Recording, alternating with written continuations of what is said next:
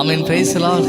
தினமும் இயேசுவோடு இந்த அதிகாலை ஜெபத்தில் எங்களோடு இணைந்திருக்கிற தேவ பிள்ளைகள் அனைவருக்கும் இயேசுவின் நாமத்தினாலே அன்பின் வாழ்த்துக்கள். ஆமென். நம்ம இருக்கிற இடத்துல அப்படி கண்களை மூடி கொஞ்ச நேரம் நம்ம தேவனை ஆராதிக்க போகிறோம். அந்த ஜெப சிந்தனையில் இணைந்தவர்களாக கொஞ்ச நேரம் அப்பாவுக்கு நம்ம சோத்திர பலிகளை ஏறெடுக்க போகிறோம். வசனம் சொல்கிறது, சோத்திர பலியிடுகிறவன் என்னை மகிமைப்படுத்துகிறான்னு சொல்லி நம்ம சோத்திர பலியிடும் போது நம்ம தேவனை மகிமைப்படுத்துகிறோம். ஏன்னா இந்த நாளுக்கு கர்த்தர் நமக்கு நல்ல கிருபையை தந்தக்க, நமக்கு நல்ல ஜீவனை தந்தக்க தேவனுக்கு அப்பா அம்மாக்கு நன்றின்னு சொல்லி ஆராதிக்கலாம். அப்படியே கண்களை மூடி இயேசுவே உமக்கு நன்றின்னு சொல்லுங்க, அப்பா அம்மாக்கு சோத்திரம்னு சொல்லுங்க. அப்பா அநேக சோத்திரங்க செலுத்தும் போது கிருபை பெருகுது ஆண்டவரே, உமக்கு நன்றி. இந்த காலை நேரத்தில் அப்பா நம்ம கூட சேர்ந்து ஏசப்பா நல்லா மகிமைப்படுத்தலாம். அப்பா அம்மாக்கு நன்றின்னு சொல்லுங்க. அப்பா அம்மாக்கு சோதரம் ஆண்டவரே, நீங்கள் தந்த ஜீவனுக்காக உமக்கு சோதரம். அப்போ எங்கள் வாழ்க்கையில் அநேக சூழ்நிலைகள், அநேக தடைகள், அநேக பலவீனங்கள் இருந்தாலும் அப்பா பலப்படுத்துகிற கிறிஸ்தங்களோடு இருக்கிறதுக்காக உமக்கு நன்றின்னு சொல்லி உமக்கு சோதரம்னு சொல்லுங்க. அவரை துதிக்க துதிக்க இயேசுவின் நாமத்தை உயர்த்த உயர்த்த ஒரு புதிய பலன் இந்த நேரத்துக்கு நிரப்புகிறதா இருக்கிறது. அந்த பலத்துக்காக நன்றின்னு அப்பா உமக்கு நன்றி. இந்த காலை நேரத்தில் ஏசப்பா நல்ல மனதார நன்றி செலுத்தலாமா? நன்றி ராஜா. ஓ நன்றி செலுத்துகிறோம். Thank you Jesus. Oh hallelujah. சோதரம் சோதரம் சோதரம். அப்பா உமக்கு நன்றி ராஜா. hallelujah. அப்பா உமக்கு நன்றி. அந்த தேவனே உமக்கு நன்றின்னு சொல்லுங்க. எஸ், நீ பரலோக தகப்பன் ஆண்டவரே, இன்றைக்கு எங்கள் நடுவில் உலாவுகிறதுக்காக உமக்கு நன்றின்னு சொல்லி ஆமென். சோத்திரம் இயேசுநாதா, உமக்கென்றும் சோத்திரம் இயேசுநாதா. சேர்ந்து சொல்லாம சோத்திரம் சோத்திரம் இயேசுநாதா, உமக்கென்றும் சோத்திரம் இயேசுநாதா. சோத்திரம் செய்கின்றோம் நின்னடியார் தீர் நாமத்தின் ஆதரவில். அப்படி அந்த பிரசன்னத்தை உணர்ந்து சொல்லுங்க. சோத்திரம் செய்கின்றோம் நின்னடியார் தீர் நாமத்தின் ஆதரவில். வானதூத சேனைகள் வானதூத சேனைகள் மனோகர கீதங்களால் எப்போதும் வானதூத சேனைகள் மனோகர கீதங்களால் எப்போதும் ஓய்வின்றி பாடி துதிக்க மாபெரும் மன்னவனே உமக்கு. சேர்ந்து சொல்லாம ஓய்வின்றி ஓய்வின்றி பாடி துதிக்க மாபெரும் மன்னவனே உமக்கு. சேர்ந்து சொல்லா சோத்திரம் சோத்திரம் இயேசுநாதா, உமக்கென்றும் சோத்திரம் இயேசுநாதா. சோத்திரம் இயேசுநாதா, உமக்கென்றும் சோத்திரம் இயேசுநாதா. சோத்திரம் செய்கின்றோம் நின்னடியார் தீர் நாமத்தின் ஆதரவில். என்னோடு சேர்ந்து சொல்லாமா? அப்பா அம்மாக்கு சோத்திரம் செலுத்துகிற ஆண்டவரே, உங்கள் பிள்ளைகளாக நாங்கள் இந்த காலை நேரத்தில் எங்கள் தேவனை நாங்கள் மகிமைப்படுத்துவோம். அவருடைய நாமத்தை துதிக்கும் போதே ஒரு சுகம். அப்பாவை நல்ல மனதார உமக்கு சோத்திரம்னு சொல்லாமல் நீங்கள் சோத்திரம் செலுத்த செலுத்த ஒரு மகிமையான பிரசனங்கள் நிரப்புகிறது உங்களால் உணர முடியும். அப்படி நம்ம சேர்ந்து சொல்லலாம். இன்றைய தினம் அதிலும் ஒருமித்து நாமத்தை நாங்கள் துதிக்கிறோம்னு சொல்லி சேர்ந்து சொல்லாமா? இன்றைய தினமதிலும் ஒருமித்து கூடவும் நாமத்தினால்.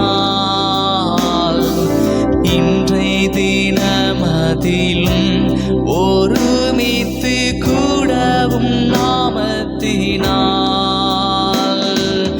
அந்த நின் கிருபைக்காக உமக்கென்றும் சோத்திரம் சோத்திரமே. தந்தனின் கிருபைக்காக உமக்கென்றும் சோத்திரம் சோத்திரமே. சோத்திரம் இயேசுநாதா, உமக்கென்றும் சோத்திரம் இயேசுநாதா. சோத்திரம் இயேசுநாதா, உமக்கென்றும் சோத்திரம் இயேசுநாதா. சோத்திரம் செலுத்துகிறோம், சோத்திரம் செய்கின்றோம் நின்னடியாத்தீர் நாமத்தின் ஆதரவில். உங்க பிரச்சனை இறங்கட்டப்பா. சோத்திரம் செய்கின்றோம் நின்னடிய நாமத்தின் ஆதரவில். நீரல்லா எங்களுக்கு பரலோகில் யாருண்டு ஜீவனாதா. நீரல்லா எங்களுக்கு பரலோகில் யாருண்டு ஜீவனாதா.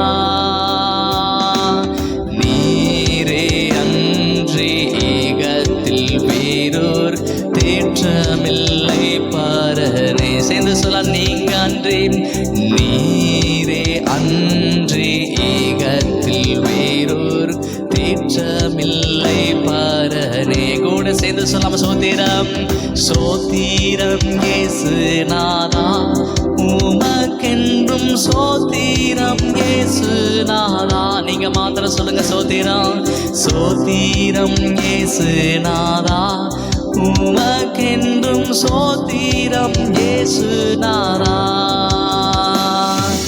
சோத்திரம் செய்கின்றோம் நின்னடியாத்தீர் நாமத்தின் ஆதரவில். சோத்திரம் செய்கின்றோம் நின்னடியாத்தீர் ஆதரவில். உமக்கு நாங்கள் சோத்திரம் செலுத்து ஆண்டவரேன்னு சொல்லி கடைசியா நம்ம சேர்ந்து சொல்லலாம், சோத்திரம் இயேசுநாதா. உமக்கென்றும் சோத்திரம் இயேசுநாதா. சோத்திரம் இயேசுநாதா. உமக்கென்றும் சோத்திரம் இயேசுநாதா. Yes Lord, thank you Jesus. அப்பா, எங்க துதிகளை எங்க சோத்திரங்களை கர்த்தர் அங்கீகரித்ததற்காக உமக்கு நன்றி. உங்கள் பிள்ளைகளாக நாங்கள் ஏறெடுத்த ஒவ்வொரு துதி ஒவ்வொரு சோத்திரத்தையும் அப்பா நீர் அங்கீகரித்திருக்கிறீர். அதற்காக நன்றி செலுத்துகிறோம்.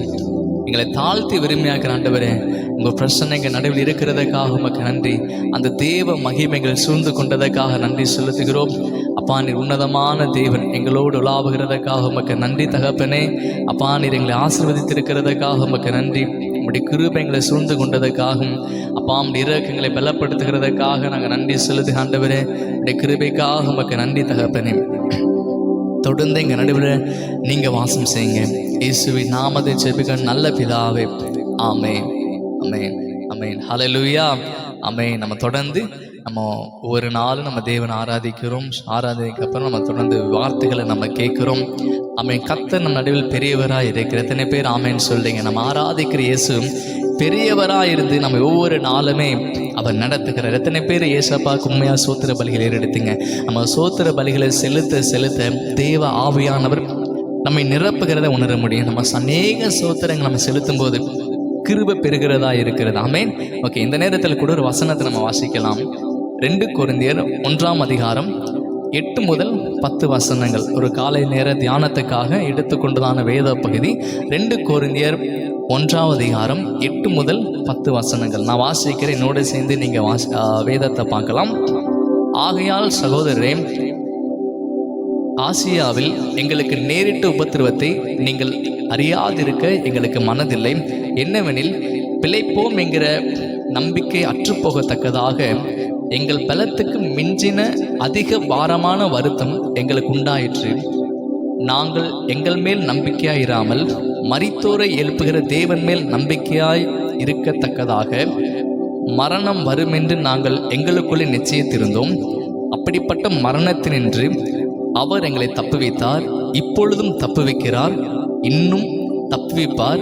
அவரே நம்பியிருக்கிறோம். ஹல்லேலூயா ஆமென். பவுல் சொல்றாரு கொரிந்து சபைக்கு இந்த அதிகாரத்தை எழுதும்போது பவுல் சொல்றாரு, தங்கள் மிஞ்சின தங்கள் தாங்கக்கூடாத ஒரு பலவீனம், தங்கள் சகிக்க முடியாத வருத்தம் உண்டாயிருந்த போதும் அவர் யார் மீது நம்பிக்கையாக இருந்தார் என்பதை குறித்ததான ஒரு ஒரு ஒரு நம்பிக்கையை பார்த்தீங்கன்னா ஒரு சாட்சியாக பவுல் வந்து இந்த இடத்துல எழுதுகிறார். ஸோ இந்த கொரிந்தியர் புஸ்தகத்தை பவுல் எழுதுவதற்கு ஒரு 5 முக்கியமான காரணங்கள் உண்டு. மைய கருத்தாக ஒரு 5 விதமான காரியங்கள் உண்டு. அதை நான் சுருக்கமாக சொல்லிட்டு நம்ம இந்த வசனத்தை குறித்து நம்ம தியானிக்க போகிறோம்.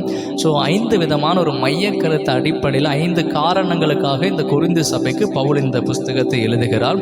ஸோ முதல் என்னன்னு சொல்லி பார்த்தீங்கன்னா, தனது முதலாம் நிருபம் மூலமாக கொரிந்தில் உள்ள விசுவாசிகளை பவுல் கடிந்து கொண்டு திருத்தினார். அவங்க சபையில் இருந்த குறைகளை கடிந்து கொண்டு அந்த கொரிந்து சபையை அவர் சரிப்படுத்துகிறார்.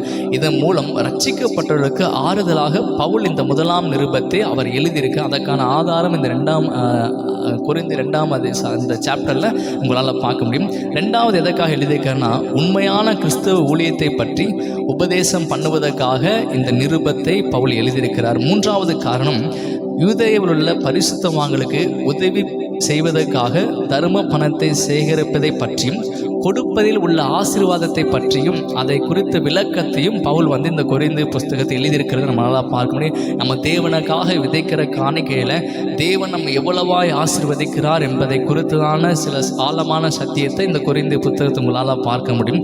4வது, தன்னுடைய அப்போஸ்தல ஊழியத்தை உறுதி பண்ணும் விதமாக இந்த நிருபத்தை அவர் எழுதுகிறார். 5வது காரணம் என்ன சொல்லி பார்த்தீங்கன்னா, கீழ்ப்படியாமை எச்சரிக்கும் விதமாக, கீழ்ப்படியாமை அதை கீழ்ப்படியாமல் போனால் என்ன நடக்கும், அது ஒரு எச்சரிப்பின் விதமாக பவுல் வந்து இந்த 5 விதமான காரியத்துக்காக எழுதுகிறார். இன்றைக்கு நம்ம பார்க்க போகிறதான வசனம் என்ன சொல்லி பார்த்தீங்கன்னா, நம்ம வாசிச்சமில்ல 8 முதல் 2 கொரிந்தியர் 1ஆம் அதிகாரம் 8 முதல் 10 வசனத்தில் மரித்தோரை எழுப்புகிற தேவன். எத்தனை பேர் ஆமேன்னு சொல்றீங்க? எத்தனை பேர் விசுவாசிக்கிறீங்க? இந்த வார்த்தை குறித்து எத்தனை பேர் சந்தோஷப்படுறீங்க? நம்முடைய தேவன் மரித்தோரை எழுப்புகிற தேவன். ஆமேன். கொரிந்து சபை மக்களுக்கு உற்சாகப்படுத்துகிற, மரித்தோரை மரித்தோரை எழும்ப பண்ணுகிற தேவன் சாட்சியாக பவுல் அந்த அதிகாரத்தை நாங்கள் அதுக்கு சாட்சி என்பதை பவுல் அதை தெரியப்படுத்துகிறார். இன்றைக்கு உங்கள் வாழ்க்கையில் அநேக சூழ்நிலைகள் மறிக்கப்பட்டதான சூழ்நிலை காணப்படலாம், கைவிடப்பட்ட சூழ்நிலை, பிழைப்போம் என்ற நம்பிக்கை அற்று காணப்படுகிற எல்லா சூழ்நிலைகளும் பவுலின் வாழ்க்கையில் பாருங்கள், பிழைப்போம் என்ற நம்பிக்கை அற்றுப்போகத்தக்கதான அவருடைய ஊழியம் செய்கிறார். தன்னுடைய பலத்துக்கு மிஞ்சினதான அதிக ஒரு பாரமான வருத்தம். அநேகர் இன்றைக்கு அப்படிப்பட்டதான சூழ்நிலை நீங்கள் இருக்கலாம்.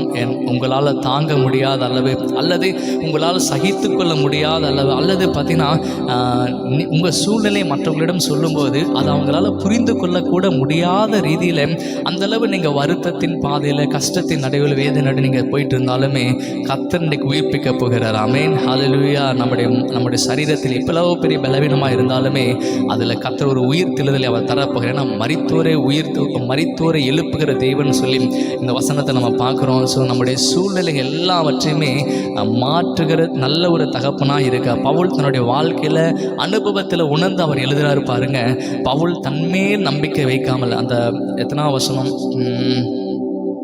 9ஆம் வசனத்தில் பாருங்க, நாங்கள் எங்கள் மேல் நம்பிக்கையிராமல் மரித்தோரை எழுப்புகிற தேவன் மேல் நம்பிக்கையாக இருந்தோம். ஹல்லேலூயா. பவுல் சொல்றாரு, நாங்கள் எங்கள் பலத்தின் மேலே, நாங்கள் எங்கள் மீது நம்பிக்கை, தன்மேல் அவன் நம்பிக்கை வைக்காமல் மரித்தோரை எழுப்புகிற தேவன் மீது நம்பிக்கை. இன்றைக்கி வந்து நம்முடைய நம்பிக்கை யார் மீது இருக்கிறது என்பது மிகவும் முக்கியமான ஒன்று. நம்ம எல்லா சூழ்நிலையுமே நம்ம தேவனை சார்ந்த கொள்வர்களாக இருக்கணும்.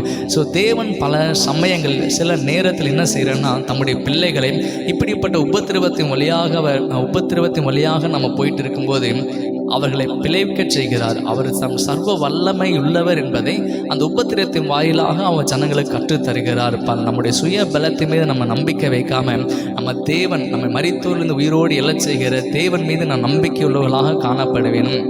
ஆமென். ஏன்னா நம்முடைய தேவனால் செய்ய முடியாத காரியம் ஒன்றுமே இல்லை. எல்லா வேலையிலும் நம் தேவனை நம்புவதற்காக, நம் தேவனை நம்ப அவர் எல்லா நேரத்தை அவர் பாத்திரராக இருக்க, நம்முடைய நம்பிக்கைக்கு பாத்திரராக, நம்முடைய நம்பிக்கையை கனப்படுத்துகிற தேவனாக இருக்கிறார். ஆமென். ஸோ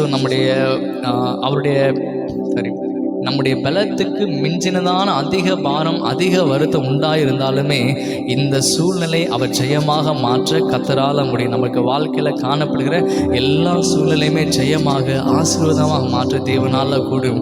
நம்முடைய நம்பிக்கை தேவன் மீது இருக்கும்போது தேவன் நமக்காக இயற்கை கற்பாற்பட்ட ரீதியிலே அற்புதத்தை செய்ய வல்லமில்லவராக இருக்கு. அது மாத்திரம் பவுல் சொல்றாரு, இதுவரைக்கும் எங்களை தப்பி வைத்தார், இனியும் அவர் தப்புவிப்பான்னு சொல்லி வசனத்தில் எழுதியிருக்காரு. ஆமென். ஸோ நம்ம பலப்படுத்தி இந்த வார்த்தைகளெல்லாம் நம்ம பலப்படுத்தி இதுவரைக்கும் ஏசப்பா நம்ம எப்படி பாதுகாத்து வந்தாரோ இன்னியும் அவர் நம்மை பாதுகாத்து நம்மை நடத்த வல்லவராக இருக்கிறார். ஹல்லேலூயா.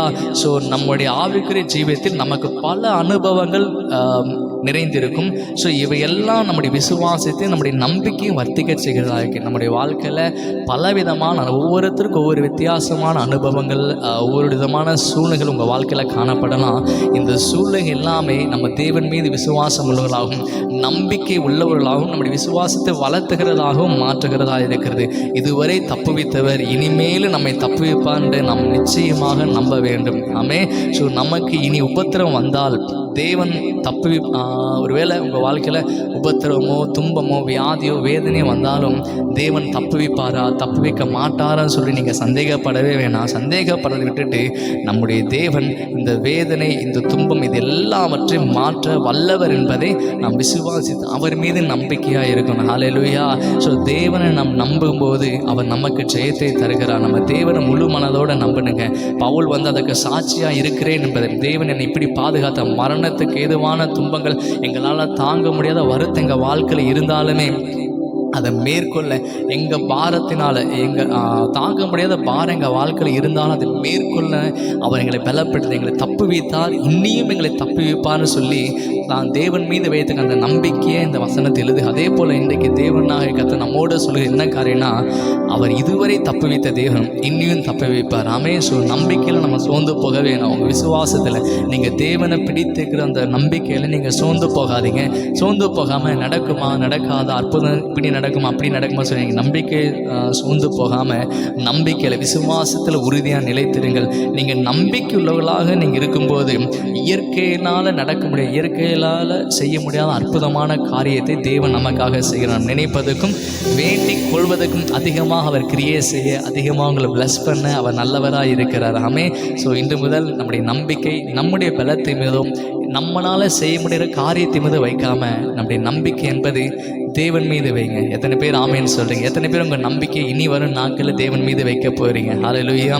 ஸோ நம்ம தேவன் மீது நம்பிக்கை உள்ளவர்களாக இருக்கும்போது நம் எதிர்பார்க்காத ரீதியிலே கர்த்தர் அற்புதத்தை செய்ய முடியும். ஆமேன். ஸோ இதுவரை தப்பு வைத்தால் இனிமேலும் உங்களை தப்ப வைப்பார். ஆமென். எங்கூட சேர்ந்து நம்ம ஜெபிக்கலாமா? அப்படி இருக்கிற இடத்துல கண்களை மூடி, ஆண்டவரே எங்கள் நம்பிக்கை உங்கள் மீது வைக்க உதவி செய்யுங்க.